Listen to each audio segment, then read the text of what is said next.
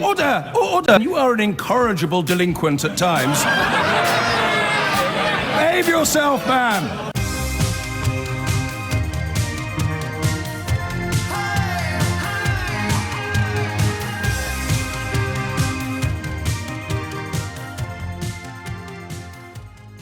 We're going to have another one now, something that we referred to during that conversation with Tom Baldwin. Theresa May is at Waterfront Hall in Belfast as I speak, giving a speech that hopefully will go a little bit better than her appearance before Yvette Cooper's Select Committee earlier this week, where it became almost impossible to avoid the conclusion that Theresa May doesn't actually know what she's talking about. And I'm going to read you some praise that's come in from Adrian. Oh, no, I've lost it now. Never mind. It was really, really amazing. He thinks I'm great. But he's pointing out that every prediction I've made about this saga so far has come true. So I'm really, really reluctant to make another one. If things carry on as they are, the fact that there is no plan, I think, makes the prospect of no deal incredibly likely, or more and more likely. So you know how many times I've said to you, I presume there's a plan. I don't know why they can't tell us. They spent about 18 months trying to tell us. They couldn't tell us what the plan was, because then the other side would know what our plan was. Do you remember when that was? People were ringing me up to tell me that. See, some of the people that were ringing me up to tell me that will be laughing now and not remembering that they were the people that rang me up to tell me that. So you remember when we were sitting here saying, do you think there is a plan? And people would say, yes, James, there's definitely a plan, but no one's going to show their hand to the other side before the negotiation. And I said, I mean, why would you not do that? They've shown us their hand. It's not a battle. It's more a case of an institution that's got lots of rules has reminded us what the rules are, and now we're asking if we could possibly have a slightly different relationship with the rules from any other member, and they're going to have a conversation with us about what is and what is not possible and plausible or probable. I mean, that is literally all we've done on the programme on this issue over the last 2 years. But people would be ringing up, and in their hundreds, and nice, good people, I keep stressing this. And they'd be saying, oh, no, no, no, no. And, of course, they were led by people like Liam Fox, who described the European Union citizens living here as among the strongest cards in our hand. So there was this idea that there was a plan, right? They weren't telling us what the plan was, because that would allow the other side, who we were keen to persuade to adopt our plan. If we told the people that we wanted to adopt our plan what our plan was, they'd be less likely to adopt our plan. I mean, you see, this is just history. And yet it already sounds surreal. So we should do the sort of 5 stages of Brexit, shouldn't we? The idea that everything was going to be great. The fear that we didn't have a plan began to bubble, but they dealt with that by saying, of course we've got a plan, we just can't tell you what it is yet. You could call that the Baldrick period of Brexit. I have a cunning plan, but I can't tell you what it is yet. Then I think Mansion House made it impossible to have a good plan. The red lines at Mansion House about the customs union and the single market essentially chopped off one of our legs. So now we need a plan for how hopping is going to be better for Britain than walking. And then when the Chequers deal was put together, I think everybody realised, whether you're a rabid leaver or a committed remainer, everybody realised after Chequers that they never had a plan. There was no plan. So then you move to the next stage of denial and guilt, which is to say, well, it wasn't our job to come up with a plan, it was the Remainers. They should have come up with a plan. I can't believe David Cameron and George Osborne had this referendum and warned the country that leaving would be awful and didn't have a plan to make it less awful. So this is what they've done to Britain now, these people, these charlatans, these pantomime toffs, these spivs and these fag packet fascists. What they've done to Britain is push responsibility ever further down the road. So the same people that said, we've got a brilliant plan, but we can't tell you what it is yet, are now the same people saying, well, no deal is always been attractive. We always knew that there was a prospect of no deal. And they're exactly the same people who would have agreed during the referendum. The one thing everybody said couldn't happen would be to leave without a deal. You remember why we couldn't leave without a deal? Do you remember why? Because they need us more than we need them, and the German car industry would never allow it. So all of these lies are just multiplying. It's like when you had a bucket full of frog spawn as a kid and you couldn't believe how many tadpoles you ended up with. There's just lie after lie after lie after lie, and they continue to lie, and people continue to swallow it. It's quite incredible. So you go from, there is a plan but we can't tell you what it is, to it being absolutely clear that there was never a plan, to blaming the absence of a plan on the people who said we shouldn't leave, to claiming that actually we should leave without a deal, even though that was the one thing that nobody suggested was going to happen. Did anybody suggest no deal during the referendum as an inevitability or as a desirable conclusion? I don't think they did. And yet now the Jacob Rees-Mogg, Dovecap, Tug Forelock Brigade will be claiming that leaving without a deal is desirable and actually what they wanted all along. And besides, it's the will of the people and fish. So what we learned today is that the government has to, and I presume some people will chalk this up as Project Fear. They're the kind of people who think that Nadine Dorries knows more about running Airbus than the bloke who runs Airbus, and there's quite a lot of them around. The government is going to spend the summer issuing a series of public warnings. Warnings about the impact of leaving the European Union without agreement. So because there is no plan, no deal to me is looking increasingly likely. Because I don't know if it was always going to come to this. I haven't done this in public before. I've been thinking sort of quietly, privately. I think there can't be a plan that makes Britain look better than it was before. So apart from emotionally, if you still cling to the dream of a blue passport, if that is all you've got, all these nebulous, misunderstood concepts like sovereignty and to a lesser extent democracy, there could never have been a plan that would have been demonstrably better than what we've got now. I don't think they realised that at the time. I think when David Davis was talking about flying straight to Berlin to get a new deal, not Brussels, and when Liam Fox was talking about it being the easiest deal in history, and David Davis was saying it was going to be the row of the summer and he'd rolled over by lunchtime, I think in their defence, that's evidence of ignorance rather than incompetence, or ignorance and incompetence rather than corruption and deception. I know I use the word lie a lot, but let's be honest. They honestly thought it was possible. The cretins. But they did honestly think it was possible. So much pride and ego involved in admitting that it isn't, that they spent 2 years in denial until David Davis realised he had no choice but to resign. He had to go, and so did Boris Johnson, because if they didn't resign, they would have to give their support to the plan that was demonstrably inferior to what we already have. This is it, isn't it? This is unwrapping now. So the people that have stayed in the cabinet, either because they're waiting to see what happens next or because they've realised they're going to have to back the plan that is clearly not what anybody voted for, but is better than no deal. At least we keep one leg. We can at least still hop around the world, even if we can no longer run and walk. They're sticking around without being open or honest enough to say sorry. Johnson and Davis get to prolong the fraud in a way. They get to prolong the deception now because they've left under the suggestion that things could have been better than they are, that somehow Theresa May could have come up with a better plan. They won't tell you what that plan is. So everything has always been about the mythical master plan. And we all believed there might be a mythical master plan for a while.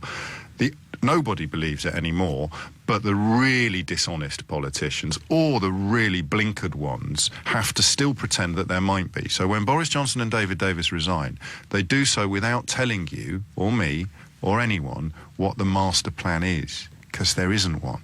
But they're so far down the rabbit hole now, they could never admit that, right?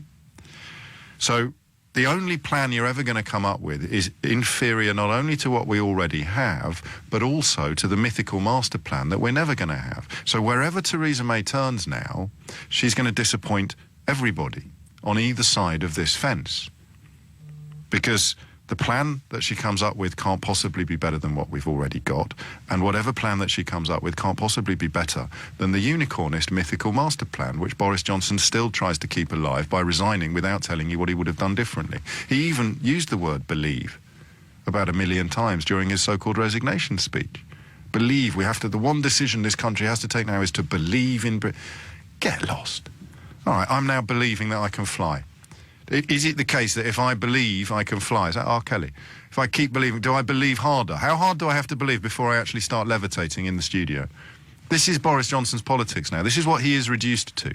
telling you that if you just believe more, this mythical master plan that he can't describe to you, explain or detail will suddenly materialise in front of the nation. This is what his leadership hinges upon, his leadership hopes hinge upon. And it's possible he could pull it off, isn't it? Because where else do you turn if you're still believing? No facts, no evidence, no detail, but believing. Boris Johnson stood up in the House of Commons, told people they have to believe more. Right, I'm going to try it. I believe I can fly.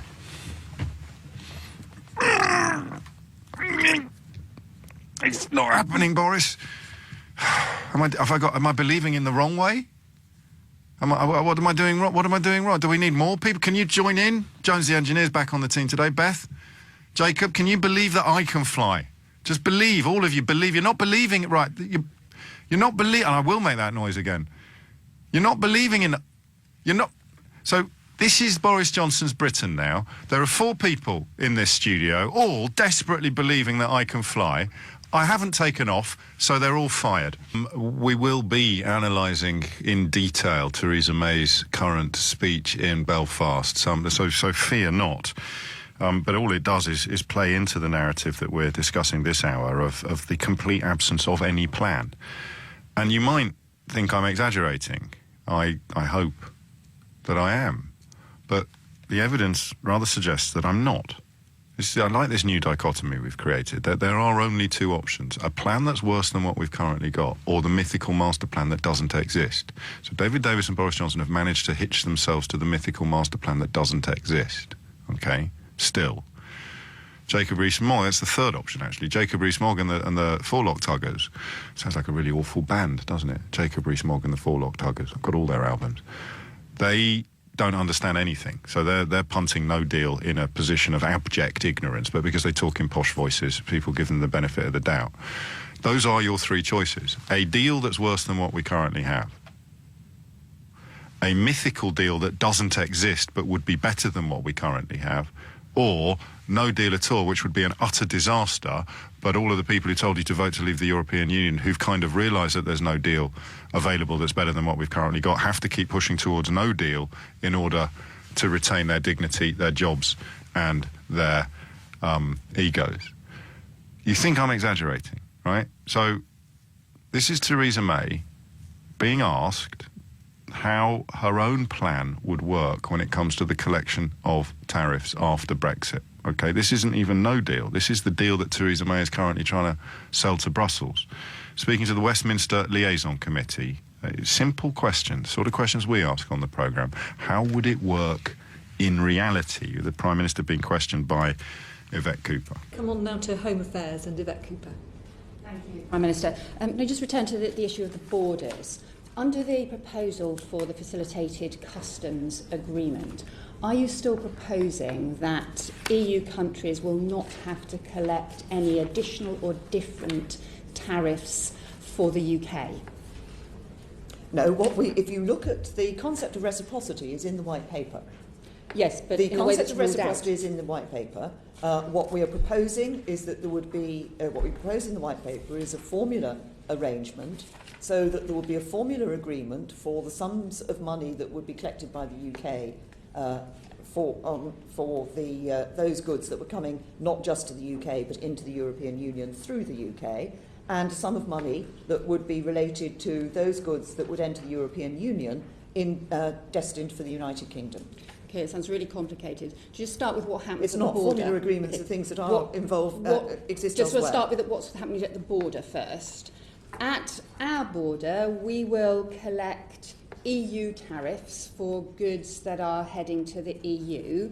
Will we or won't we expect EU countries to collect our tariffs on goods that are destined to the UK? What we have put in the white paper, what we expect is that EU countries, we say EU countries, in fact, the way the EU does this is not necessarily through the individual countries in terms of the way the payments are made, but that the sums of money that would be relevant for goods that are entering the European Union destined for the United Kingdom would be paid to the to the UK. But if So we there have would be a different... reciprocity in payments. Okay, but if we have different levels of tariffs, it says very clearly, at least I thought it was clear, in page 17, however, the UK is not proposing that the EU applies the UK's tariffs and trade policy at its border for goods intended for the UK. Is that still the case? What we are proposing, but as you will see in that paragraph, earlier in that paragraph, the UK proposes a tariff revenue formula taking account of goods destined for the UK entering via the EU and goods destined for the EU entering via the United Kingdom. The important thing here is there is reciprocity in the sums of money that would be paid. So I'm asking about what what we're happens saying at is the what we're saying is a good would not enter the European Union destined for the UK without the European Union being expected, or through the arrangement, money to be recognised as being due to the UK as a result of that. So suppose we have different levels of tariffs. Let's suppose we have lower tariffs on goods coming from the US and Europe has lower tariffs on goods coming from New Zealand, for example. We would then collect the higher EU tariffs on the goods coming from the US when they came in through Liverpool or through wherever. Would we expect goods coming into the EU from New Zealand, would we expect the EU to collect higher tariffs for us, or would we expect them to apply their own EU tariffs at the border? What I'm saying and what the paragraph says is that this is not a question of somebody physically handing cash over at the border. The way we would deal with this would be a formula revenue agreement between the European Union and the United Kingdom, which would reflect what was required for goods that were entering the European Union destined for the UK, just as it would, the money relevant to the EU would reflect goods coming in to the United Kingdom and destined for the European But a Union. payment's still got to be made somewhere. So if these goods are coming in from New Zealand and they're arriving at a port in Italy, for example, or in Spain or somewhere, and we've got a higher tariff on those goods from New Zealand, where is that higher tariff paid? Is it paid when the goods arrive in Spain or in Italy, or is it not paid when the goods arrive in Spain or in Italy? There will be, as I say, a formula agreement with the European Union in terms of the sums of money. I'm interested in the business, the importer, when do they pay? Importers will be under a requirement to ensure that they have paid the correct tariffs. To Spain or to Italy? What matters is what money comes to the United Kingdom. I know, I just don't know how we're going to get it if they haven't paid the extra money. There's two elements. I've said to this, we're having a formula, tariff revenue formula, an agreement with the European Union, which relates to the sums of money that are due from one side to the other in the movement of goods. Now, but the formula only applies to what happens between the governments. Yes, what happens? When's this importer going to pay the extra money? Are they going to pay the extra money when the goods arrive in Spain or Italy, or are we going to have to charge them when those goods get transferred across from Spain across to the UK? How are we going to make sure that the importer pays the fair tariffs? Well, we are. First of all, there is going to be a requirement on businesses to ensure that they are paying the correct tariffs.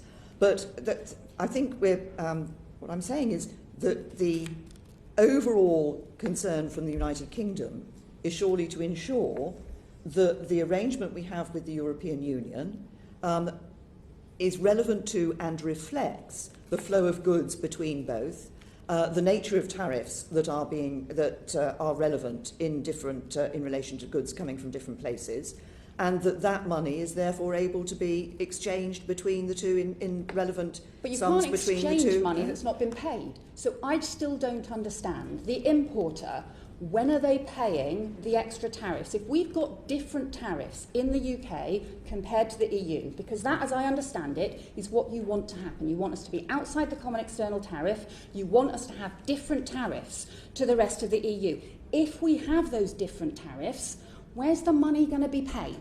Well, What matters to us in terms of having, first of all, one of the reasons for being able to have different tariffs is actually being able to lower your tariffs so that you can encourage trade around the world. So you're rather assuming that there's going to be certain circumstances in which the United Kingdom is going to say, well, actually, we're going to charge higher tariffs than the European Union is charging. What matters is that we have an agreement such that for goods that are crossing the border, the money that is paid between the European Union and the United Kingdom reflects those goods. Now, it obviously, this is part of the proposal that we're putting forward to the European Union, and there will be elements of this that we will be discussing with them and negotiating in terms of exactly how that tariff revenue agreement would be entered into. But here's the problem. So I'm really baffled as to what's going to happen and how these differential tariffs are going to work. I'm even more baffled because we've still got this statement in the white paper which says that we're not going to have the EU applying the UK's tariffs and trade policies at the border, but you accepted an amendment, the new clause 36, yesterday, 2 days ago, which requires this reciprocity, and the government will account to HMRC for those duties and taxes collected in that country on a reciprocal basis. So we don't have reciprocal arrangements, whether it's at our border in Liverpool or at the border in Spain and Italy. And isn't the problem that the reason we seem to be going round in circles on this is because don't you have a problem that you're just actually not being straight about the language and about what it is you're actually proposing? And so everybody's confused, and as a result, nobody trusts what the government is doing. I've been very straight about the language. I've been very straight about what we've... not just straight in saying it, but it's published in the white paper. We have what we are proposing is a reciprocal agreement with the European Union in relation to the exchange of tariffs that are paid on external borders for goods entering the United Kingdom destined for the EU and for goods entering the European Union destined for the United Kingdom. And you hope this is going to be in place and working by 2021? Good luck. Did you want to answer? Well, I answered the question about from our point of view, the future customs arrangement will indeed, the facilitated customs agreement will indeed be, we're aiming to negotiate for that to be from our... It really is. Sorry? It is baffling. We're going to move on I'm not now sure what is baffling about us the- exchanging sums of money that are relevant to both parties, but there we are. And then so it continued. I mean, this is the point at which, if the penny hasn't dropped already, we're doomed. And I don't think the penny's dropped, so I think we're doomed. I think we're heading for no deal, because there is no plan. And it was always going to end like this. And then, of course, Ireland, which just magnifies everything I've just said. And I still don't get it. Well, I kind of get it, because people feel like they won. What did you win? I have no idea, but I definitely won. And also, you know, there might be fewer foreign people around. The Prime Minister can't explain her own plan to the Westminster Liaison Committee. The Prime Minister can't explain her own plan. And she's the honest one in all of this. Because the rest of them have been pretending for 2 years that things could end any differently from this. And now 250,000 small British businesses are about to be asked to start preparing to make customs declarations for the first time. And yet we were told there'd be less bureaucracy and less red tape. 0345 6060 973 is the number you need. Also give me a call if you can tell me how believing changes anything. 0345 6060 973. That clip there, and we've had millions of these clips. I stopped thinking that they're going to work like oyster knives. That clip right there proves she doesn't know. She doesn't understand her own plan. It's impossible. You want to drive a transit van into the European Union after March, the end of March of next year. As things stand, if we come out with no deal, you'll need to have some sort of customs declaration for every individual item in the van. And the time it will take to check it. But presumably they'll just chalk it up as more Project Fear. I haven't actually asked you a question yet. Phone lines are busy, but there's a couple free. 0345 6060 973 is the number that you need. I'm tempted just to play that on a loop until everybody wakes up. But of course, presumably a few people listening to this would think that Jacob Rees-Mogg would be able to answer these questions. Jacob Rees-Mogg, who thinks he understands the Port of Dover's inner workings better than the people who run the Port of Dover. Jacob Rees-Mogg thinks he understands food importing better than food importers. Jacob Rees-Mogg thinks he understands the machinations of running Airbus better than the people that run Airbus. And the people who doff their caps and tug their forelocks still believe him. And that's why I think now, and I paused on this, I think we're heading for no deal. Because the people who thought everything was going to be brilliant are never going to be able to admit that it was never going to be better. They're never going to be able to admit that they were either gullible or dishonest. They either failed to understand the issues or got caught up in untruths and nonsenses. Michael Gove, as we spoke to Tom Baldwin half an hour ago, essentially apologising or expressing a modicum of guilt for the fact that he helped weaponise immigration with regard to Turkey in the run-up to the final vote. Now trying to backtrack from that, now trying to wash his hands of it. No one will admit, or at least not enough people will admit, that they fell for it. And that's why I can't see what else can happen now. I think that there will be a crisis in the leadership of the Conservative Party, and I think that the battle lines will be drawn according to the mythical master plan stroke no deal lobby and everybody else. And I think the mythical master plan stroke no deal lobby might win. And that would mean that in March of next year, or on April the 1st, appropriately enough, of next year, just off the top of my head, 250,000 small businesses will have to have in place customs arrangements at cost just to enable them to carry on doing the business that they're currently doing while paying a lot more for the privilege of doing it and having all sorts of problems with pauses and delays and waiting times. And then people will realise it was a mistake. A terrible, terrible mistake, an utterly avoidable mistake. Then they will realise it. But by then it will be too late. And the first chapter of me being proved right on this one will be people claiming that the government's weekly warnings about the impact of leaving the European Union without agreement is just another part of Project Fear. And you can probably find that, if not in today's papers, then almost certainly in tomorrow's. It's 11:30, where we are, well, I suppose slightly reluctantly just suggesting that no deal looks more likely now than it has looked at any point since before the referendum. And for me, the tipping point was that appearance by Theresa May before the Westminster Liaison Select Committee, where Yvette Cooper simply asked her quite straightforwardly to explain a relatively important part of her Chequers plan, and she couldn't. So the plan that's rubbish, because it had to be rubbish, isn't understood by the person in charge. And what happens if there's no plan? No deal. I think no deal is the child of no plan, and it's now clear that there was never any plan. In fact, it's so clear that there was never any plan, people who encouraged you to leave are now trying to blame people who encouraged you to remain for the absence of a plan. Joby is in Guildford. Joby, what would you like to say? Hi, James. How are you, all right? All good, mate. Yeah. This is really getting to you, this whole subject. I listen to it every single day. I'll be all right, but it's people less well off than me that are going to be screwed, mate, and that's the heart of my politics. I think you're probably right. I think we're heading for no deal, or pretty much staying in all but name. No, we can't do that. There's no such thing as staying in all but name. If we leave the customs union and the single market, there's no deal. Well, then I reckon you're probably right. I reckon we're heading for no deal. I don't think Theresa May has got any kind of idea of what deal she wants to go for. I don't think she'll probably try and get as close as she can to staying in. I do believe that. She can't stay. I know she can't stay in there. Everybody keeps saying stay in, have another referendum, stay in. But is that possible? I mean, you say that you know all your facts and you look into it. Is it possible to call it off and stay in now, or call off the whole thing, to withdraw Article 50? Yeah, is it possible to do that? I mean, the people that wrote Article, there's some debate. I'll go with Lord Kerr, who wrote Article 50. He says it is reversible. It's not a 100% cast iron conclusion, but he probably knows more about the workings of Article 50, being the bloke that wrote it, than. Well, actually, that's not fair. I'm sure Nadine Dorries has got a much better understanding of Article 50 than Lord Kerr. But there'd have to be some sort of election or some. I mean, if Theresa May unilaterally decided to call the whole thing off and pull out, God knows what would happen.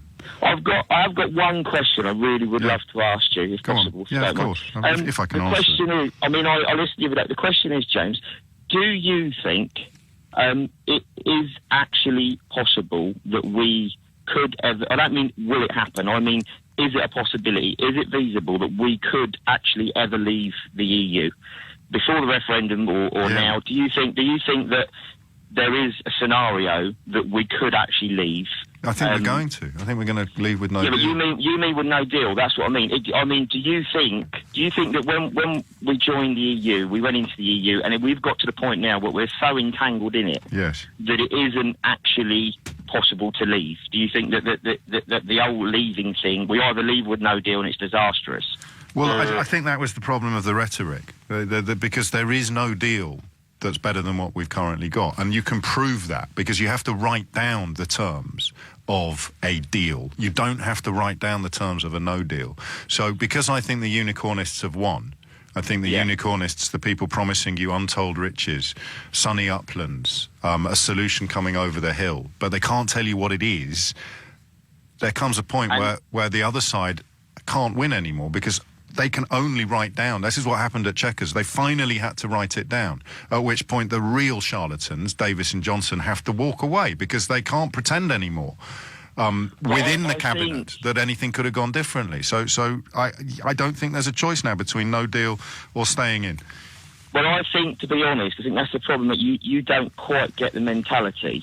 Oh, I get it better than anyone, mate. If you say that we can't possibly leave the EU, we're so entangled that they've got... No, I didn't say that. Now. Yeah, but that's what I mean. Do you think there is any possibility, any way that we could leave? Or are we actually... We're going to leave. There's no way we could... There's no way we could leave the European Union with a better situation than being in it. So we are going to leave, and we're going to be much worse off. Yeah, but that's the thing. Because there's no possibility of being able to leave with a better deal. The people that are voting to leave, they don't care if they're Western. Oh, I know, because they're going to get blue passports. Well, yeah, but it's that whole thing of, it's like having a child and telling... I mean, listen, with me and you disagree on so many levels and so many things, but I listen to you every day. I respect that you're very... You can't listen that carefully if you still disagree with me. Well, no, I do. It's political disagreement on a lot of things. But I just think the mentality of when they say to people, we are now part of the EU, we can never leave unless we want to suffer. I think that it doesn't matter what the option is. People are still going to want to leave. Don't get me wrong, I don't think we're going to leave. I personally think that the whole summer will be a campaign of how bad. Why do you use a word like campaign, you see? Again, I mean... I heard it on your radio station this morning. Someone was saying that it's not a campaign. Is going to go on a campaign this summer to... But campaign is you make it sound like it's a sort of political ambition. It is a warning. She is explaining to 250,000 small businesses what is going to happen to them if we leave without a deal. It's not a campaign. It's information. A campaign is vote for me or don't vote for me, or don't vote for him and don't vote for her. This is literally a quarter of a minute. I mean, this is why I get slightly frustrated. I appreciate the compliment, but quite how you could listen to this programme about Brexit and disagree with me about anything is beyond me, mate, because all we've done is facts and details and numbers, and every single prediction has come true, and the argument that you were going to be able to get this or get that or get the other has been completely blown apart. The people that made the promises have all run away. And you're still sitting there saying, yeah, but I hate the EU because it's going to be really hard to leave. Well, I never said that. No, but you described the mentality that I don't understand. I understand it better than anybody does. Yeah, but I said I disagree with you on so many levels. Not that I hate the EU, and I didn't say that at all. Right. But what I'm saying is, there is no way that all of these people are ever going to say, if they got the thought in their head that we can't leave... I agree, mate. I agree with you. That's why I think we're going for no deal. Every day I listen to you, the thing is, what you do, I talk to people after listening, you're having a reverse sort of effect on people here, because the more you tell them that they can't, and the more you give them the facts, the more... So it's going to be worse.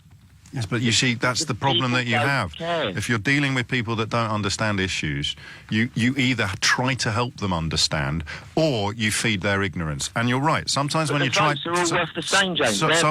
Mate, I'm not arguing with you about anything. But I have a choice. I have a choice, and I had a choice at the beginning of my career. Do I give people what they need to have a better understanding of the issues, or do I feed their ignorance with fear and scaremongering. That one question, you think that apart from leaving on a no-deal scenario or leaving there's no deal she can sell to the people you've just been describing. There's no deal she can sell to them.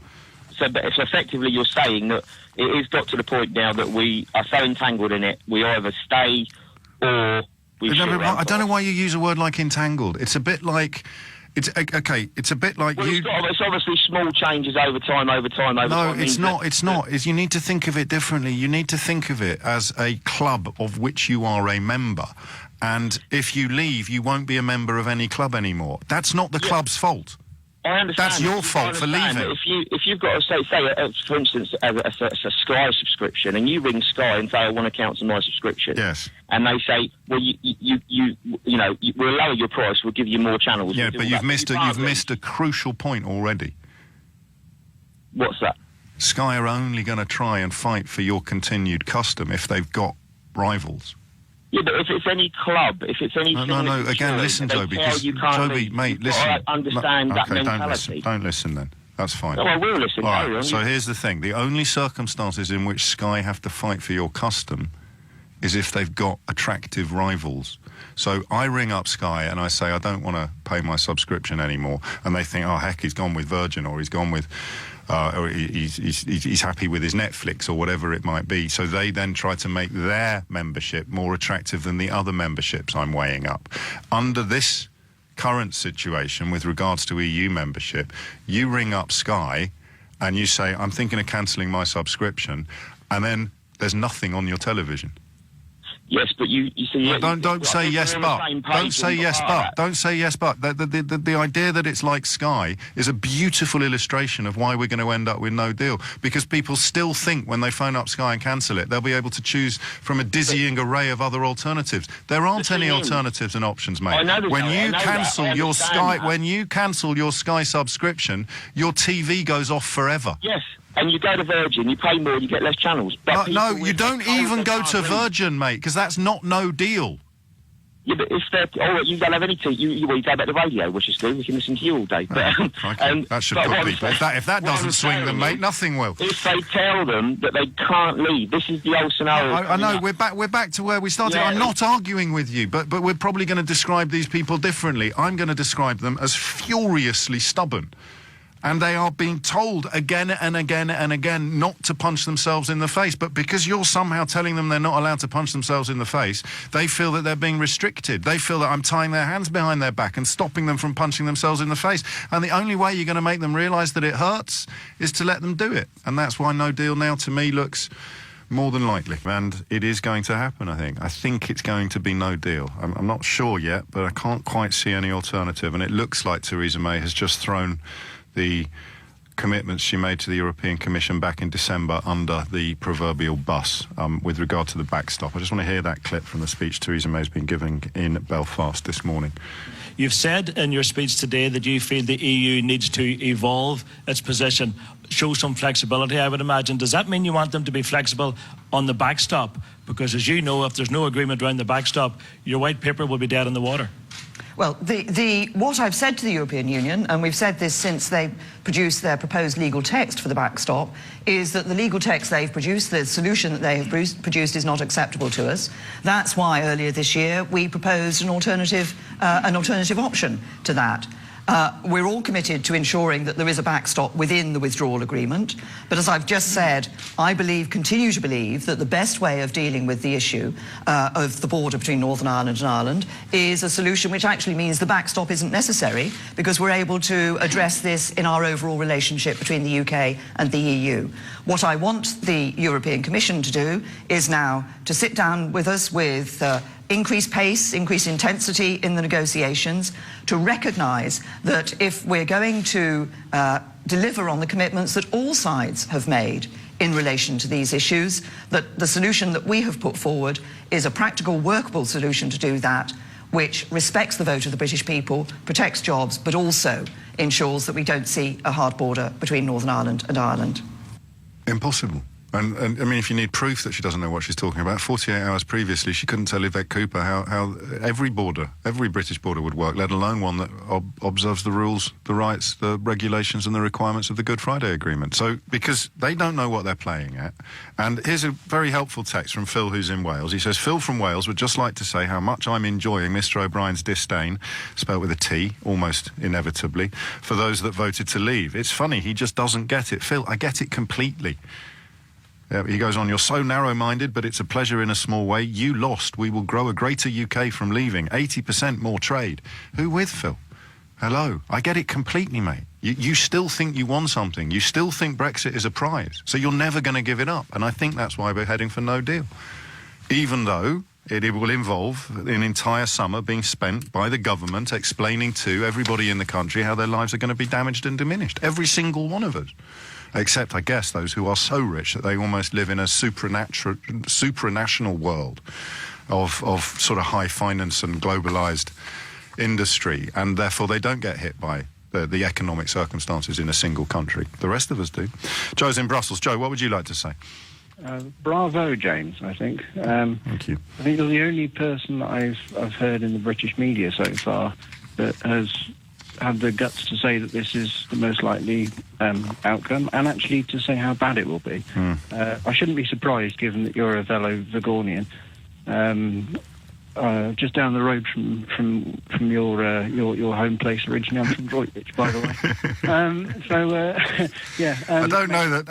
I think that both of those towns voted to leave, so I don't know that we can pat ourselves on the back for particular acuity on this one, Joe. I know. Don't depress me, sir. No. But I work out in Brussels doing lobbying actually on animal health and animal welfare, so not exactly something that most people immediately stick with the whole Brexit debate. No. But it's been fairly clear to the diplomats I've spoken to, both from the British side, but also the colleagues in Barnier's task force for the past year, that this was becoming more and more likely. So last year, one of my good friends here, who I can't name, but he put a likelihood on it, and he's a diplomat involved in negotiations. He put this was strictly privately. He put a likelihood of no deal as an outcome on 75%. Really? Only a couple of days ago, he's put it up to 90%. Now, because the alternative is Theresa May magically persuading people that a plan that's inferior to the status quo is still somehow superior. Yeah, or realistically going down this EEA plus option. So basically saying, yes, we will join EFTA, we will... But that would involve freedom of movement of people. Exactly. So that's dead in the water because of the weaponisation of racism that Michael Gove's already trying to disassociate himself from. Exactly. And there was a small... I kind of lived in a small bubble of hope for a short period during the whole Chequers summit, when I thought maybe Theresa May might grow a backbone and finally eject the hardliners, knowing that she's got a majority in Parliament ultimately for an EEA plus style, plus customs. But again, it would be the freedom of movement is not going, and the Daily Mail would go nuts, and there'd be a leadership challenge by tea time. Yep. And what worries me so much now is that, and this is where I say I think you're brave to do what you're saying, is that so many commentators, I read a really pissy comment piece, I think it was yesterday, from Simon Jenkins in The Guardian, that basically said, hey, there's going to be no deal, but it'll all be fine. Yeah. And it won't be fine. It's going to be horrific. And no, but if you've got Simon Jenkins, a former editor of The Times, writing that, you can't really blame old Phil in Wales for thinking that somehow we're going to do 80% more trade than we currently do with as yet unspecified countries with whom we have no trade deal. On April the 1st of next year, correct me if I'm wrong, we'll become the only country on the planet that has no trade deals in place. Yeah, completely. Great. It's terrifying, isn't it? But also there seems to be this received wisdom that, but no deal won't happen because Parliament won't let it. But I also totally agreed with your analysis earlier, where you said about you think there will ultimately be a leadership contest in the Conservative Party. If there's one united Remainer that's put up, one united Brexiteer that's put up from that, it automatically would go to the party membership, and that person would win. Yeah. But what people don't seem to understand is that no deal happens in the absence of Parliament. Yes. If that person gets into that position, they just need to let the clock run down, and Jacob Rees-Mogg's dream comes true. And that is the only thing that you end up hoping, which is that Jacob Rees-Mogg has a plan and a much better understanding of the facts than he's thus far managed to display, rather than just a patrician accent in a very plausible manner. But when you look at the economists he cites in defence of his own forecasts, they are the same economists who say that agriculture and industry will be finished in this country. Yep. Happy days, Joe.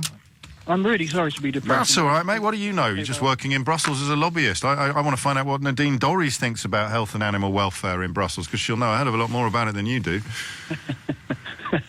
Indeed. Anyway, I've got to go and get lunch on that. But thanks for... You carry on, having a wry chuckle. Joe, take care. We may have a pint. What's the hinterland between Droitwich and Kidderminster? Chaddesley Corbett. We can have a pint in the Talbot in Chaddesley Corbett. Connor is in Dereham in Norfolk, which would be Woodford's Wherry country if we're going to use bitter as a way of mapping out the entire land, but we'll probably stop now. Connor, what would you like to say? I think it's amazing how... I was thinking about this as you were talking earlier about the whole deals, how we've managed to put ourselves in a position as a country where the government has actually almost convinced the general public that experts' opinions don't matter. Well, the government are now trying, I think, that they're going to have to row back from that, because they're going to have to spend the entire summer dealing with reality, and that's going to involve telling 250,000 small businesses, a maximum up to 250,000, to start preparing and spending money to make customs declarations for the first time come April of next year. Yeah, I mean, I work in the steel industry, and it's crazy looking at how things are sort of being fluctuated and messed around now. I mean, we quite often do a lot of our trade internally in the country, but already trade abroad is becoming harder because we don't know if, for example, if we order steel on a year's sort of contract to sort of have it made and brought to us, how that's going to work if Brexit doesn't go through. And there are people who have stood there and said, well, we can't predict the future, but we can predict, looking at trends and patterns, that this will happen. And then somehow our government's come along and gone, yeah, but... Yeah, we got the Office of Budgetary Responsibility that was established so that it could be independent, so that it could tell the people the best available economic forecasts, which are never going to be bang on the money or foolproof or anything like that. But they were established so that they couldn't be influenced by the Treasury. They've come out, given every possible scenario as just different flavours of disaster, and yet still the unicornists persist, and there's a lot of them. That's the really surprising thing. Everybody who understands the issue is now on one side of the argument, but there are arguably more people who don't understand, and they're on the other side of the argument. And it's so hard trying to talk to someone like that, because they seem to be in this position at the moment where even if you try and talk to them in the nicest ways, and you say, look, explain to me what your fears are, and sometimes you sit there, and even if you sit there and go, okay, I can understand this and I can understand this. I mean, the banana thing used to confuse me. Oh, you can't have curved bananas. Well, no, it's actually to do with making sure that bananas are of a certain ripeness and making sure that when you get sold them, you're not going to buy them and die. And you say that to people, and you go, so what, you'd like to have the risk of... Yeah, but it's because this idea that someone else told them about what their bananas could and couldn't be. Boris Johnson boasts about how many lies he told when he was doing that job for the Daily Telegraph in Brussels, but people are furious. I guess they just can't quite face the idea that they believed the lies. And that means until they do, no deal hoves ever closer. Yeah, I mean, we've been put in a position where no one wants to admit that they've sat there and been taken for a fool, and the whole country seems to have been taken on such a journey. And the only way you can sustain the myth that you haven't been taken for a fool is to back the thing that hasn't happened yet, to back the plan that hasn't been written, to back the plan that hasn't been formalised, to back the idea that only exists in theory. And that is why we're probably going to leave without a deal, because any deal that's written down on paper will look rubbish. It will be impossible for anybody to argue that a deal written down on paper is better than the deal we have now. It will be impossible to do it, whether it's the Chequers deal or anything else. You will not be able to write it down. Even if we accepted freedom of movement of people and went in on EFTA or EEA+, that's the closest you could come to arguing we might be better off. But that's freedom of movement of people, and that means all bets are off. So what is left? No plan written down can be sold to the people. So the only thing that can be sold to the people, to the chomping mass, is the stuff that's not written down. It's a sad day, in a way. I'm just one observer, but I do spend a little bit more time observing it than you do, because it's my job. Thankfully, you don't have to. I think we've now reached a point where it's either no Brexit or no deal. And if I had to put money on it, I'd probably put money on no deal. If the public get a choice, then I'd say it'll be no Brexit. But I don't think the public are going to get a choice. And I don't quite understand why. It's to do with the weird psychodrama at the top of the Conservative Party. But because I think you know how we've tried over the years to find things upon which we can all agree, I don't think anybody would ring me up now and argue that the plan Theresa May has cobbled together is better than what we currently have. So you're cross, even though you're a Leaver. I'm cross as a Remainer, even though I knew all along there was no plan that could be better than what we currently have.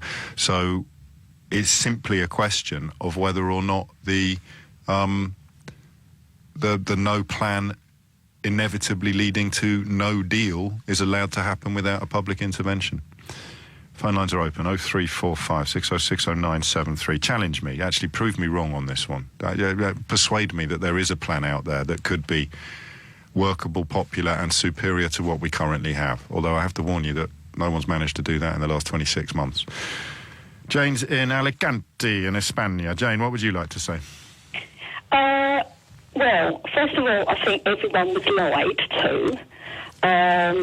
The normal person in the street, they're all talking about... I can't quite, Jane, it's a terrible phone line. I don't know why, but it's very distorted. I don't know if you've got your mouthpiece a bit too close to your mouth or something. Let's try again. No, I haven't. No? It's more likely because I'm calling from Alicante. Well, it shouldn't be. I mean, that's better, actually, now. Go on, what did you want to say? Can you hear me now? Yeah. Yeah, right. Since I was 14 years old, I worked in the import-export industry, now called logistics. Yeah. And over those 40 years, I've seen all the different things that have been happening. However, for the past 14 years, I haven't been in the business. I've now retired. Okay. But I don't think the normal person in the street realises whatever they buy, what it's got connected with it, or what had to be connected with it. I mean, now, imports from the sea are just like driving from Scotland to Southend. It's just like normal haulage. But every single article that comes into whatever country has got volumes and volumes of trade books, and every single thing from a dead body to a nail has got a tariff. Yep. And those tariffs have all got duties and everything attached to it. Yep. Now, what people don't realise, that also includes food. 15%, I think, is the average tariff on exports. Yeah, so everything that comes into the country now is just like driving it round England. I know. But when it comes in from Europe, the only people who could be making money on any of these is going to be the new logistics companies that are going to have to be set up. I know. Because not only are you going to pay duties and things on top, and all the the transport duties, you've then got to pay VAT on top of all those accumulated things. And it's going to put foods and vegetables and things up through the ceiling. It just is, but there are people listening to this programme now shouting Project Fair, and you're a metropolitan Liberal elite, Jane, in Alicante. Everyone knows that. But it's heartbreaking seeing that you know, the youngsters now, over the past 40 years, I don't know what's happened in the past. I know. Well, I've been on a crash course.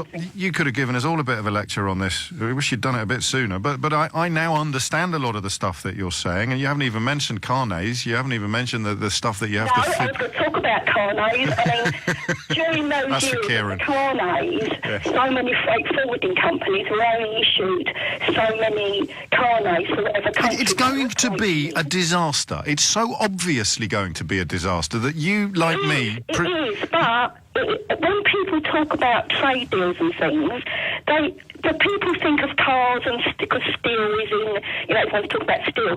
They don't see the small things, like the tomatoes. I mean, last year, when there was all the bad weather, everyone was complaining they couldn't get, like, different fruit and veg in supermarkets in England. I know. Well, what's going to happen when everything is going to go through? What do you know? One of the first alarms to go off in my life was a greengrocer friend of mine who, and at the time I probably didn't pay as much attention to him as I should have done, because I thought, it can't be that bad. There's no way that'll be allowed to happen. Oh no, not a chance. And you mentioned, you know, how the public copes with these shortages. You may not be aware of this, Jane, because you were in Spain at the time. But we now live in a country where people phoned the police when KFC ran out of chicken. Yes, I saw that on the, we would get English TV here. But to say the normal man in the street doesn't realise how it's going to affect them. But will he realise in time? As the government sends out all these warnings, that is the only question now. Will they realise in time? And part of the answer to that question will be they won't believe it, even if they're told that it's true, because the country's had enough of experts. Jane, I could listen to you all day, but not on that phone line, I'm afraid. Next time you ring in, we'll try and make it a bit better, because I want to get some detail. I want to get some chapter and verse from you. Richard in Basingstoke writes, good morning, Mr O'Brien. I voted leave. However, the government's handling of the situation is incompetent. I'll give you that today. If that is enough to get you over the line, then you can kid yourself that it's the government's handling that's incompetent. It was impossible for the government to come up with anything other than an inferior plan. If that wasn't true before Mansion House, it was certainly true after Mansion House. But if that's what you need, Richard, to take your medicine, then I will let you cling on to the notion that your vote was still wise. It's the government's fault that it hasn't been deliverable. But, he goes on, no deal is unacceptable. I do not want to harm my children's future. Mr O'Brien, your constant droning all day, every day about this situation has had a considerable impact on my change of heart. Thank you. One heart at a time. Paul's in Birmingham. Paul, what would you like to say? Yeah, hi, James. Hello. Just one central point, really, which I think is a big reality at the heart of Brexit that rarely gets talked about. It's a massive commercial negotiation at the heart of Brexit. £40 billion. Yeah. What does it buy us? And like any large-scale commercial negotiation, the only time that gets sorted out properly is in the last few days and hours before the deadline. David Davis made this point very early on. You're talking about leaving the European Union rather than negotiating a trade treaty? Both. No, because the trade treaties... Have you seen the Japanese-EU trade treaty? Have you actually seen it physically? No, I haven't. No. Okay, it's the size of a phone box on paper when you line up all the books, and there's no way that was cobbled together in the last few hours, mate. They take years and years and years to do. And what worries me about the analogy with commercial negotiations and Brexit is that they are two completely different things. Because if you're doing a commercial negotiation and you walk away, you keep what you've got. You keep the business and the arrangements and the trade that you've got before the negotiation started. Brexit's not like that. James, no, it is, James, in one crucial respect, because the only time we get any commercial traction for our money is when we're bang near the deadline, and the 27 EU countries and the EU representations in the negotiations realise that they might not get that money, and that's when they'll come to the table and start respecting some of our red lines. For example, but they already respect our red lines. So what do you think the EU could do, Paul, that would make Theresa May's situation easier? I think we've been architects of our own downfall. I'm going to be a bit hectoring because I'm a little short of time. I need you to tell me the things that you think the EU is going to concede on as a result of time passing. Okay, well, I believe that in the days before the deadline, they will consider and agree a Canada-type deal, a free trade Canada-type deal, yeah, with all the other ancillary issues and difficulties like Northern Ireland and Southern Ireland border, that will have to be sorted out in the transition period. How will it be sorted out? Because you know they're not going to sign any deal until Ireland is sorted out. They've been absolutely adamant about that. Well, I think it's much as I envy your optimism, £40 billion. Yeah, but you can keep saying that in the days and hours before the deadline. Yeah, that will fall away. Yeah, but the thing is, mate, when I asked you what they're going to do, you said something that's impossible. No, you're giving us a Canada-style free trade deal. They can't give us a trade deal until the Irish border is sorted. That is one of the few things on which everybody can agree. I don't understand why any technical reason why the Irish border issue can't be sorted out in the transition period with a long stop. Because the thing that, number one, she's ruled out the backstop, not the long stop. Number two, it was agreed in December of last year that there will be no trade deal until the Irish border situation is solved. And number three, the Good Friday Agreement demands identical trading situations on both sides of the Irish border. It's impossible. It's not just like hard or tricky or a bit political. It's categorically impossible. So what I'd like you to do, we've only got a minute left, if you had to point to your biggest influences politically or the people who have informed your thinking the most, who would they be? Who's led you to this ridiculous place? Well, I'm an old-fashioned Burkean conservative, so I'd say Edmund Burke. Well, Edmund Burke and Brexit are a couple of hundred years apart. So in terms of you still clinging to the idea that there's a unicorn on the horizon with regard to Brexit, leading you, an intelligent man who can quote Edmund Burke, to argue the polar opposite of reality, who is it? Who is it that's done this to you? You're very eloquent, but your characterisation is seriously mistaken. Yeah, so just answer the question. Who's done it to you? Who's led you to a place where you come on national radio to argue that the solution will be something that... Edmund Burke. Oh, all right. So remind me, Edmund, what chapter was it he wrote about Brexit? Well, no, of course it was a different time talking about... So when it comes to Brexit, who made you think that the impossible was possible? I'm sorry, but I just don't accept that characterisation. The British government... So when it was agreed in December that there can be no trade negotiation completed until, and not even begun, actually, it can't even be... It can't even be... We should never have agreed that. No, we should never have agreed Paul, that. that's a very different Theresa thing. May, Okay, mate, the more you talk, the worse it gets, all right? Because you are now arguing that the thing we agreed to in December didn't happen. No, I'm not saying it didn't Yes, happen. you are. No, I'm saying Yes. it's a mistake for us to agree to it. Right, so it did happen. And we now work against the backdrop of something that happened. And what happened was, at the EU's behest, we agreed there cannot be a trade agreement until the Irish border problem is solved. And your solution to the current situation is that we'll sign a trade agreement without having solved the Irish border. You are literally arguing that night is day. And I'm just interested, regardless of your Edmund Burke enthusiasms, I'm interested in who we should hold responsible for you having been led into such an idiotic position. All I'm saying, in essence, we're all on the Brexit train, whether you like it or not, Leave or Remainer, we're all on the Brexit train. And rather than argue about the scenery that's passing us by... We're arguing about reality, Paul. I live in it. You're still clinging to an alternative. So I'll ask you again. We agreed in December that the Irish border solution has to be in place and approved before any trade agreement can be contemplated, let alone signed. That is reality, okay? You still cling to the idea that an alternative reality exists where we can sign a Canada... You can sign a Canada trade... You're just doing it again. Why can't you just say a name? Just say a name of someone. Who do you hold responsible for having done this to you?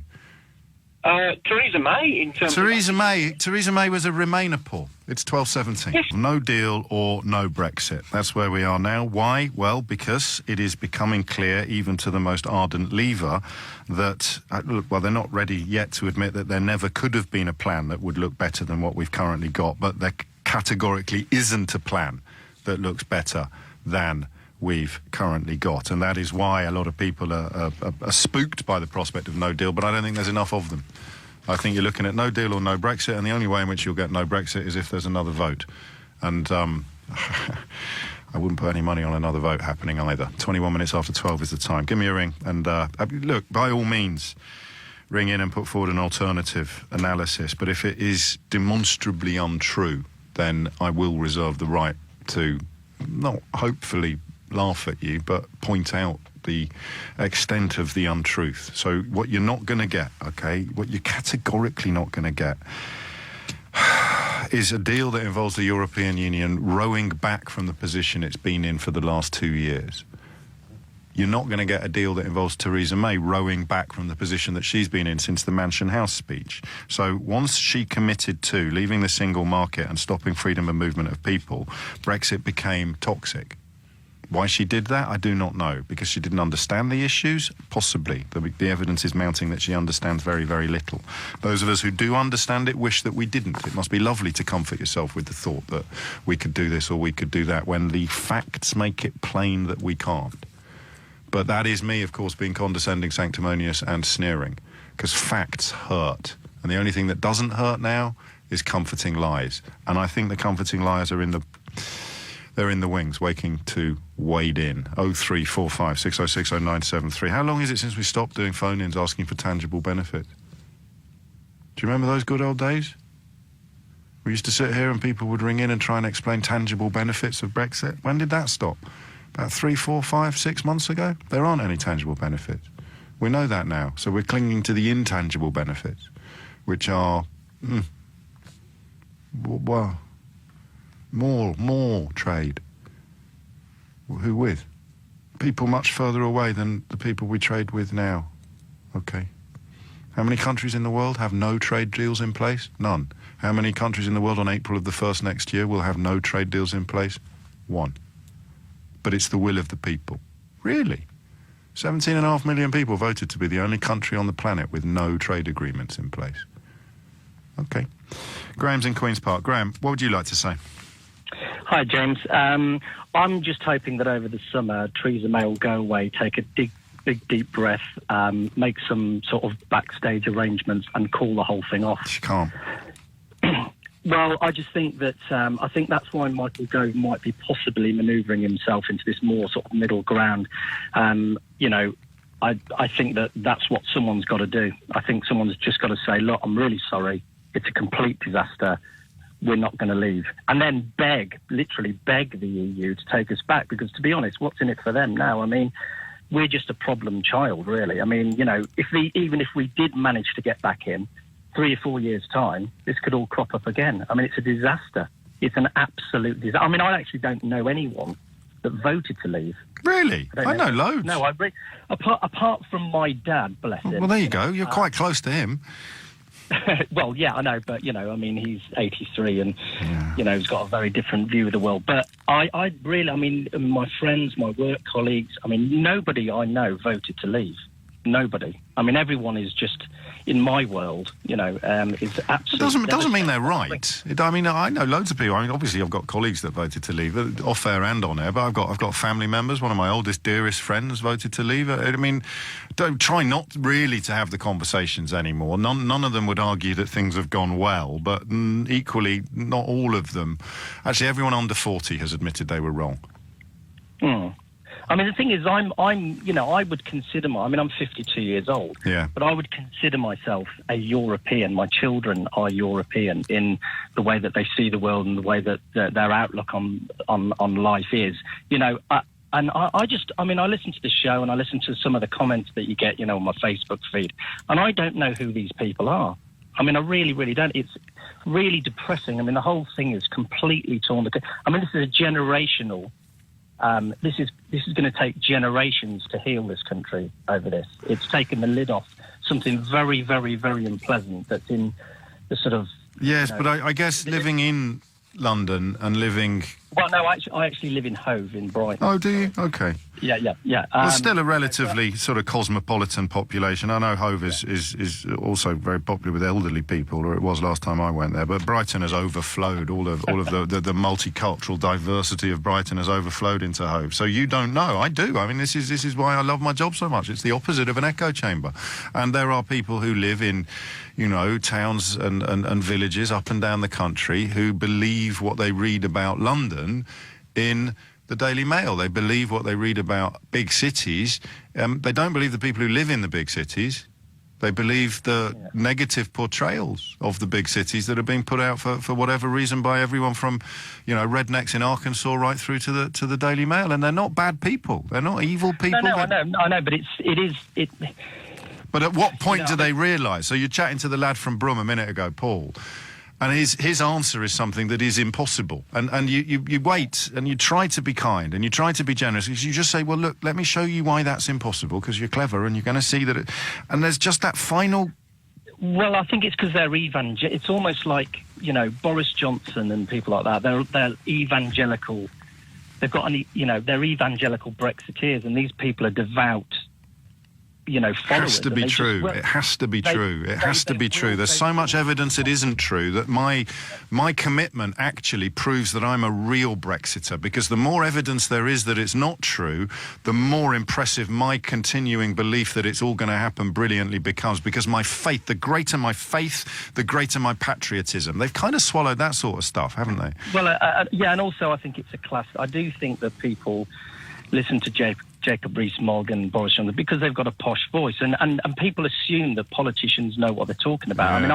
I mean, I know a lawyer that's working on the Brexit negotiations, and just in the pharmaceutical side of things, and you know, he was telling me, he shouldn't really be telling me, he was a bit drunk, but he was saying that it's an absolute train wreck. I mean, the amount of money we're going to have to spend on drugs, everyone round the table is just openly... We're going to have our own regulatory body in place. We're going to have the tariffs, the checks, anything that's perishable, the material, the radioactive material that we need for some cancer therapies. I mean, I don't know. I mean, this is why I think no deal's going to happen, because for me, the evidence now, if this isn't enough to realise that you made a terrible error or that you were awfully misled, if this isn't enough, then nothing will be. And that's why I am where I am. I mean, Joe, I just feel it's a little bit like, you know, a middle-aged man trying to rekindle his youth, leaving his, you know, probably a little bit boring family, wife and kids, and thinking that he's going to go out and have a really great time and realise and realises that actually he's overweight and unattractive and no one wants him anymore. I mean, he's one of those people. It's like when you go on a stag weekend, I haven't done for years, and one of your mates says, "Cool, I wish I was single." Same haircut. Yeah, and you think, mate, I knew you when you were single. Yeah, I mean that's what it is. It's just. Where did you grow up, Graham? Parents are Irish. I'm actually getting my Irish passport as a... because there's a Midlands accent under there somewhere. Oh, yeah, Coventry. Coventry, because it's been quite weird today. We've had a right old run on the West Midlands accent. So I've rather enjoyed it. It's made me homesick. And my mum's coming to visit for the weekend, so... Although she has a Yorkshire accent, she will be coming from the Midlands. Graham, I'm bang up against the news. It's just gone 12:30. I don't want to row with people, but if you say things that aren't true, I have to point it out. And of course, the only people that can ring me now to challenge my analysis of this are people who are going to say things that aren't true. It's like a perfect storm of Brexit. There is no other option, because we all know there isn't a plan that will be better than what we've currently got. Even if you want to say silly things about Canada or about other countries, the deal will not be as good as what we currently have. And that is where the choice now lies. Do you admit that you made a mistake, or do you push on further into the unknown? Because the one advantage of pushing on further into the unknown is that you don't have to admit that you've made a mistake. And that is where Boris Johnson has gone. It's 12:30. This is the Department for Exiting the European Union's own analysis of the current options. No deal.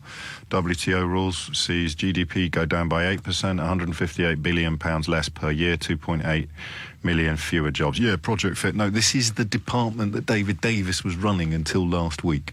Comprehensive free trade agreement, which would see us outside the single market and the customs union. 5% lower GDP, £99 billion less per year, 1.75 million fewer jobs. I think that's off the table now because of Ireland. Personally, I really do. I think that the comprehensive free trade agreement, given what Theresa May's just said, just went out of, I think the light at the end of that particular tunnel just went out. This would work. We stay in the single market through EEA. We, of course, have no say in rulemaking, but we would be better insulated against economic damage. Problem with that, of course, is that it would involve retaining freedom of movement of people, which the kind of racist lobby aren't going to go for. So there you have GDP down by 2%, £39 billion less a year, 700,000 job losses, or Remain, which sees GDP grow at its current rates and no impact on jobs. But that is only the Department for Exiting the European Union's analysis, all right? So don't think that that's some sort of Project Fear propaganda. So I'm looking for reasons to be cheerful. And at the moment, I haven't got any, because I think we're either looking at no deal or no Brexit, and no deal seems to me now, particularly after what's just happened in Belfast, seems to me to be considerably more likely. But again, for the millionth time since June of 2016, I really, really hope I'm wrong. John's in Croydon. John, what would you like to say? James, good morning. I had to turn off and talk to you because you've just made me so angry this morning, and I can't understand. I'm a big fan of yours about how you've got Brexit so wrong. But people don't seem to understand how negotiating works. You go in hard, you threaten all sorts of things, and you come out with a deal. And if you don't get a deal, if you don't, John, hang on a minute, because this is, I think, perhaps what you don't understand about me. You go in really, really hard, you threaten all sorts, and you come out with a deal. What if you don't? What do you go back to if there's no deal? Okay. let me tell you why there will No, be please answer my question first. Well, I'm trying to answer it. So because you're comparing the Brexit negotiations to other negotiations, and I think that's a valid position to begin from. But what you have to do to sustain that comparison is to tell me what happens in other negotiations when you walk away. What do you walk back to? Well, that's the second thing I wanted to say, but can I just say... No, I just want you to answer my question first, John, because I'm trying to make you less cross. So when you're having these negotiations that you're comparing Brexit to, and you walk away from the negotiations, because as you say, that is the threat that you use as a lever to soften the position of the people you're negotiating with. When you walk away from all of the other negotiations that you're referring to, what do you walk back to? Okay, this is the plan that you are asking for, okay? Are you going to answer my question or not? No, I am. I don't want a no deal. It'll be a disaster for everybody. That's not an answer to the question I asked. What do you walk back to? Every other negotiation, whether you're buying a car or a house or whether you're opening a new factory, what do you revert to when you walk away from the negotiations? Okay, you revert to a situation where you can do your own deal with every country around the world. No, you don't. When you walk away from a negotiation, in all ordinary circumstances, you revert back to exactly where you were before the negotiation started. So you go back to your old house. You have the trading arrangements that were in place before the negotiation started. You keep your old car. We walk away from Brexit with no deal. We are the only country on the planet that has no trading arrangement in place with any other trading partner.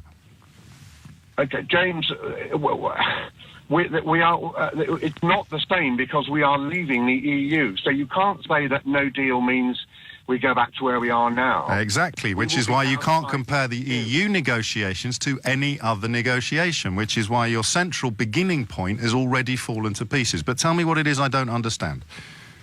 Well, first of all, there will be a deal because the EU has a 90 to 100 billion pound trade surplus with the UK. So when the boss of Mercedes phones Merkel... Oh, my God, we're doing the German car company. You're not doing the German car companies, John. Well, but because they're going to say to Angela... I'm being rude. Do you want us to make 10,000 people redundant? Okay. That's why they'll do a deal, because they've got millions of jobs dependent on the 90 billion pound trade surplus with the UK. Okay. And the other thing about the EU is they only ever do deals at 1 minute to midnight on the 29th of March. The Japanese deal has taken 5 years. Well, it was completed. But you keep saying things that are really easy to prove wrong. Well, how can you prove it wrong? It took 5 years to do. Well, and I'll tell you what, that's why it's going to be so good to come out, because every time they do it... So now we're not claiming that they do it all in the last couple of minutes. We're saying it's good that we're coming out because it takes so long. So literally, John, you've rung in to explain to me what it is that I don't understand, and in the space of 30 seconds, you've gone from saying the deals are always done at the very, very last minute. I point out, actually, they take a really long time, and you come back and say, oh, well, that's a good reason for leaving then. They take a really long time. I have barely contributed to this conversation, and you've just completely contradicted yourself. No, you're talking about a political negotiation. Oh, my days. Which is different from a trade negotiation. We can't even begin the trade negotiation until the political negotiation is finished. Yes, but there are reasons to do with the trade surplus and so on where it will be suicide. The EU will do a deal on Ireland because... What will it look like? Got a 90... Sorry? What will the deal be? What works? I won't be party to the negotiations. But what is a deal that can simultaneously observe single market exit and the requirements of the Good Friday Agreement? Because, John, it doesn't exist. So you can tell me... No, John, you've just done it again. You've just done it again. You've just said to me, this thing will happen. I've proved to you and shown to you why it can't, and now you're just saying, I believe that it will. I don't know what it is. I don't know what it looks like. I don't know who's going to do it. I don't know how it's going to happen. But I'm supremely confident that it will happen. But in any negotiation, you trade concessions. Oh, but we've already established, the first thing we established was that this negotiation is like no other, John. Yeah, absolutely. Absolutely. So when you say in any negotiation you do X, that is already a busted flush of a point. But you're assuming that the EU won't move and won't soften. They will. I mean, we have gone in much too softly with them. But you can keep saying these things. It doesn't make them true. You're familiar with what the German car industry has said about the prospect of a no-deal Brexit in October of last year. Well, it's obvious what's going to happen. If we are their biggest exporter... No, I'm asking if you know what they've said, the Federation of German Industries.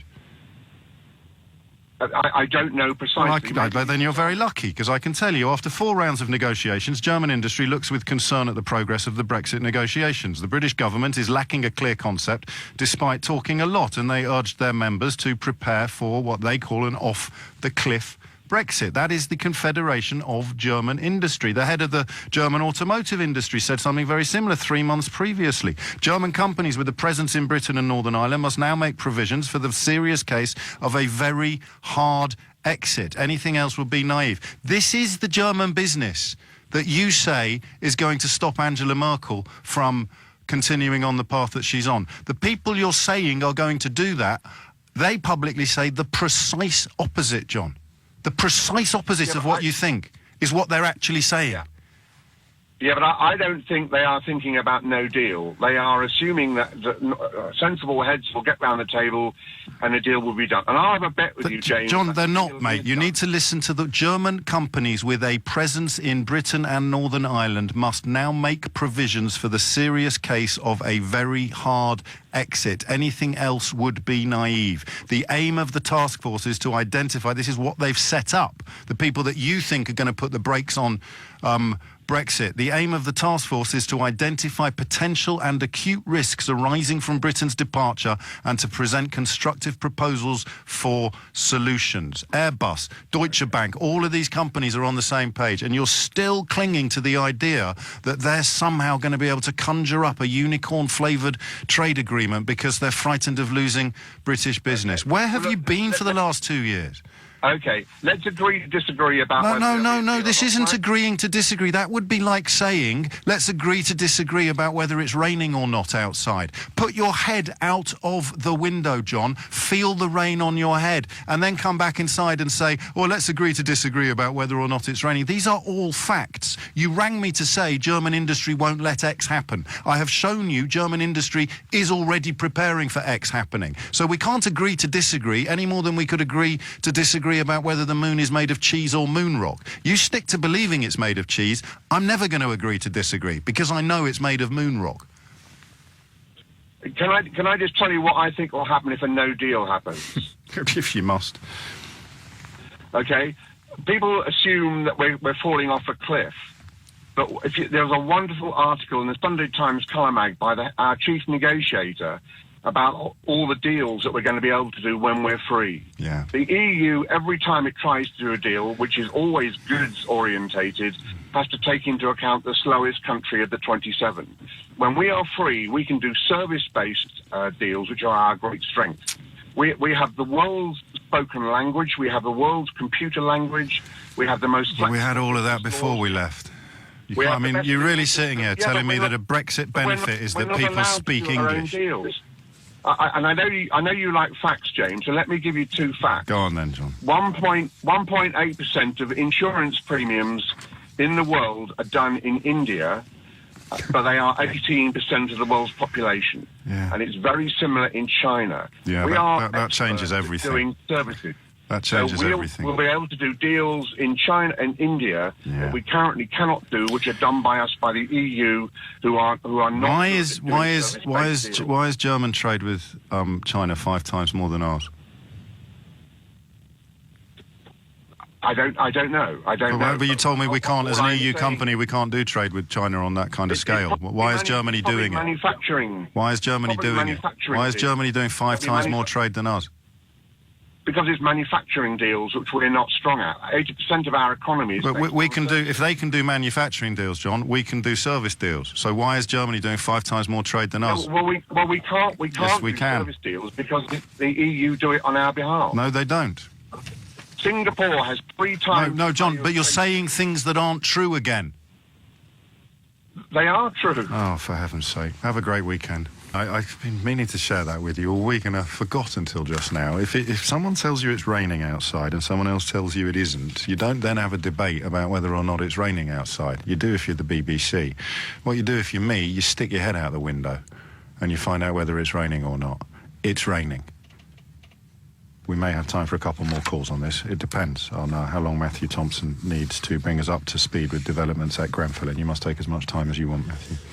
Sure. Hi, James. This week, the inquiry, much of the focus has been on the events in the control room in Stratford, where operators were taking 999 calls from Grenfell Tower, and where the senior managers in charge ultimately made the decision to abandon the much criticised stay-put policy. Again, it's worth explaining that that was the advice that people should stay in their flats that was predicated on the idea of compartmentation, where the fire is not allowed in most design of high-rise buildings to spread from one flat to another. It's contained via fire doors and various other mechanisms in the small compartment in which it started. We know that the cladding, at least the cladding, many other factors as well, but primarily the cladding, meant that that was completely invalidated. However, it took time for the fire brigade to change the advice from stay put to one of evacuation. So just worth explaining that.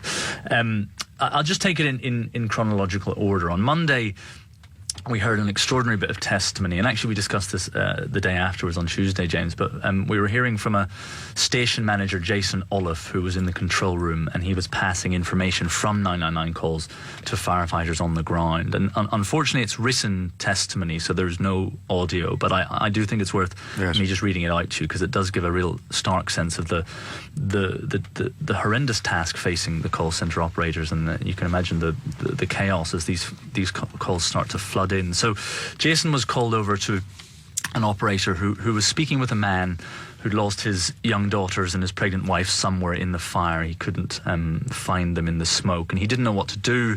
He was asking the operator for advice, and the operator didn't know what to say, so called Jason as a more senior officer over. And just to take up Jason, this is in his words, the operator could hear the male calling out for his children. He was now in extreme distress. The operator was also understandably distressed. She informed me that the male didn't know what to do, and again asked me, what do I tell him? This was an impossible decision to make. There was no right or wrong answer I could give, and I did not give this advice easily. I told the operator, tell him to go back and get his daughters. I knew in saying this that the male probably wouldn't survive, but my thinking was that if it was me, I wouldn't want to get out of that tower without my family and live with that for the rest of my life. Now, we think... And that is the most humanising thing that I've heard this week, because we have a tendency, particularly with public sector workers, particularly perhaps with emergency services, to forget that they're humans. We expect them to be automaton. And that whatever the rules may be, whatever the official guidance may be, sometimes all they have is their conscience. All they have to guide them is their conscience. And that's something that emerged repeatedly this week, actually, and I'll read you another passage in a moment which speaks to exactly that. And it's such a... you and I come into work every day, James, and love what we do, but having to make those decisions, most people would never even remotely be faced by something like that. And it's just understanding that whilst obviously the inquiry is engaged in trying to work out what happened and possibly if wrong decisions were made, it's also just worth, as you say, exploring the humanity of the people who make those decisions. We know, of course, that the man in question, just worth saying, was Marcio Gomez, and that he and his wife and daughters did escape alive from the fire, but their unborn son Logan didn't, and he became the youngest victim of the Grenfell fire. But one of the other things that Jason Olive said in his evidence was that there were no televisions turned on in the control room, and he and his colleagues therefore couldn't see what was going on the ground, and he thinks that may have helped them realise sooner that they needed to advise people to get out. Now, we know that the decision not to have TVs on was taken by Senior Operations Manager Joanne Smith, and she thought it would be too distressing for the operators to have to watch, which again is understandable and speaks to that humanity point that we were just discussing. But all of that leads it nicely to Tuesday, where we heard evidence from Deputy Assistant Commissioner Adrian Fenton. He was the senior officer in the control room. And my question really is, was seeing what you saw on the TV the influencing factor that led you to go and seek her advice? For me, as an operational officer, that pictorial view, yes. I'm asking you the same question a different way. Is seeing what you saw on the television something that made all the difference? Yeah, for me to have that particular view, yes. No, it's a slight preemptive playing of that clip there, but basically what was happening there is that Adrian Fenton had to leave the control room to go and look at a television, where he then saw it on television downstairs on Sky News, and he then went upstairs, met Joanne Smith, the senior officer, and they decided to make the change. Now, potentially, therefore, there are questions about whether a TV should have been on in the control room to enable managers to make that call sooner. But of course, you can understand why they were loath to have to force their operators to witness it. And that leads us again to the final thing I think is worth bringing to your attention, James. Possibly, I think, the most affecting testimony of the week. And again, it's written evidence, so you'll have to bear with me, but I do think it's worth hearing. This is a submission from Sarah Russell, who was a phone operator, and she describes her first call of the night at around 1:15 a.m, which was with a young girl inside the tower. And we know that young girl was Jessica Urbano Ramirez, who was just 12 years old and who didn't make it out of the tower that night. And I just want to read you a bit of Sarah's statement. She says, "I asked to speak to someone a bit older to try and get some more information from them, but she," that's Jessica, "did not hand it over. I do not know why. Perhaps she didn't want to. I felt I needed to stay with her and that she needed me. I asked her if she wanted me to stay, and she said yes. I'm glad I did, even if it was only to offer her a little support. I stayed with her for the entire call, which I think was about an hour. All I could do was offer support, to keep asking questions in the hope that her situation might improve, tell her the fire engines were there, fighting the fire, and try and prevent panic. After about an hour, I couldn't get any more response from her, only rasping sounds, and then nothing. I stayed on the line a while longer with my hand hovered over the call termination button. I was torn as to what best to do. I eventually ended the call when the line fell silent. Reflecting on that call, I felt completely helpless. When people are pleading with you, saying they do not want to die, and I cannot physically do anything to help them, it's very hard. I can pass on all the information, but I cannot actually do anything. That's very tough." So it's hard to know what to say about that, but we do have to say anything. It speaks for itself. We know that call was taking place at the same time as firefighters were frantically searching for Jessica Urbano Ramirez in her flat on the 20th floor, and somehow the information that she'd gone up to the 23rd floor wasn't passed on to them on the ground. But I think rather than pick holes in that and what the response was in a completely chaotic situation, it is just worth reflecting on how difficult a job that was for everyone involved to do. Matthew, thank you very much indeed. We will, of course, continue to keep you abreast of developments at that Grenfell Tower inquiry. What's happening next week? Do we know? Continuation of the same, really. There's a long period, basically, of firefighter evidence. There are a lot of people in varying positions in this structure that need to get their opinions and their statements heard. Thank you very much indeed. That is almost it from me for another week, in fact. I hope you have a splendid weekend, and let's all part in agreement on something, shall we? Let's all hope that for the very first time since June of 2016, my latest prediction about Brexit turns out to be wrong. It was a first time for everything. Please God, let it be this time. Yeah.